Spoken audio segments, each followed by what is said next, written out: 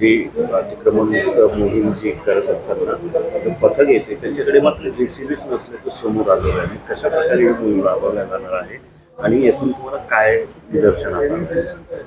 महापालिकेच्या आयुक्त Ashwini Bhide मॅडमने pedestrian first म्हणजे आपला जो फुटपाथ मोकळा अतिक्रमण काढून पादचाऱ्यांना चालण्यासाठी फुटपाथ मोकळा करणं ही मोहीम राबवत आहेत.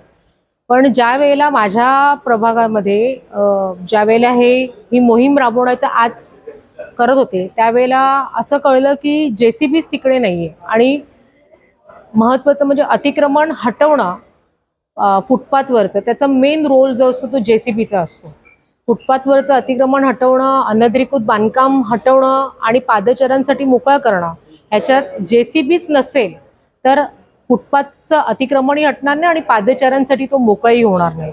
त्यामुळे ज्या वेळेला मी माहिती घेतली की आज JCB का आलेला नाही आहे त्यावेळेला कळलं की हा जो कॉन्ट्रॅक्ट होता तो 4 वर्षासाठी होता आणि तो 9 ऑगस्टलाच संपलेला आहे.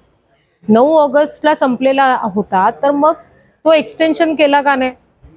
आणि जर इतकी मोठी मोहीम मुंबईभर राबवत असतील आणि हा मुंबईचा 4 वर्षाचा कॉन्ट्रॅक्ट JCBचाच संपतोय तर मग आयुक्त मॅडम हे पेडिस्ट्रियन फर्स्ट म्हणजे फुटपाथ कसं काय मोकळं करणार हा माझा स्टँडिंग कमिटीमध्ये मी विषय घेतला.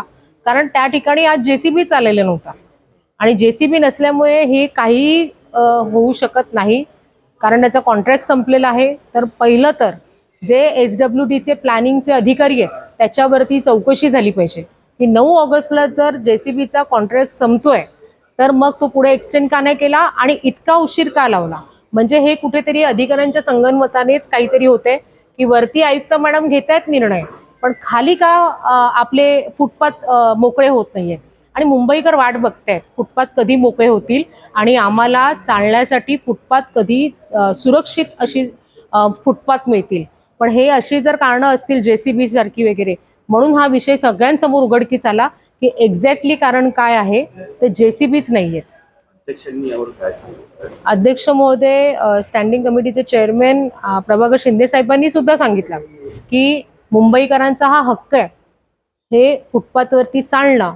कारण मागे अशा अनेक घटना घडल्या आहेत की रस्त्यावरती चालून मॅनहोलमध्ये वगैरे पडतायत कारण फुटपाथमध्ये चालण्यासाठी हे नाहीये.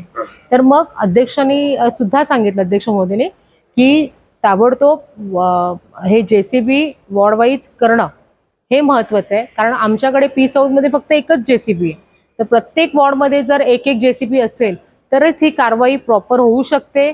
नाहीतर हे आयुक्त मॅडमचं स्वप्नच राहणार पेडिस्ट्रियन फर्स्ट मोहीमचं.